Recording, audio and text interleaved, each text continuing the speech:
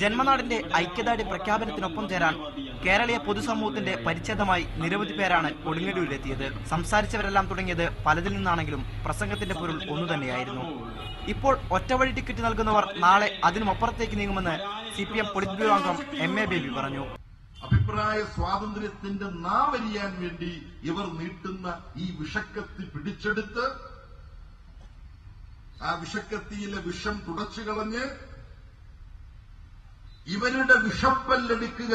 ആ കത്തി ഉപയോഗിച്ചുകൊണ്ട് സർജിക്കൽ നൈഫായിട്ട് ആ വിഷക്കത്തി ഉപയോഗിക്കുക.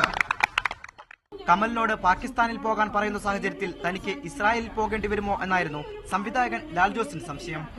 അദ്ദേഹത്തെ പോലെ ആൾക്കെതിരെ ഒരാളോട് പാകിസ്ഥാനിലേക്ക് പോയിക്കോ എന്ന് പറഞ്ഞാൽ ഞാൻ എവിടേക്കാ പോകേണ്ടി വരുമെന്ന് എനിക്കറിയില്ലേ. നമ്മൾ ഇസ്രായേലിലേക്ക് കാരണം കർത്താവ് ജനിച്ചത് ഇസ്രായേലിലായതുകൊണ്ട് ചിലപ്പോൾ അവിടേക്കായിരിക്കും പോകേണ്ടി വരിക. സാഹിത്യകാരന്മാരും കലാകാരന്മാരും കലർപ്പ് വംശജരാണെന്നും ഇങ്ങനെയുള്ളവർക്കെല്ലാം ടിക്കറ്റ് എടുത്തിട്ടുണ്ടെങ്കിൽ സ്വാഗതം ചെയ്യുന്നുവെന്നും സാഹിത്യ അക്കാദമി പ്രസിഡന്റ് വൈശാഖൻ പറഞ്ഞു. അങ്ങനെ കലർപ്പ് വംശജരാണ് എഴുത്തുകാരും കലാകാരന്മാരും അഭിനേതാക്കളും എല്ലാവരും. അപ്പൊ ഇങ്ങനെയുള്ള എല്ലാവർക്കും ടിക്കറ്റ് എടുത്തിട്ടുണ്ടാവും എന്നാണ് എനിക്ക് തോന്നുന്നത്. സ്വാഗതം ടിക്കറ്റ് എങ്ങോട്ടാണെങ്കിലും. മീഡിയ 1 തൃശൂർ.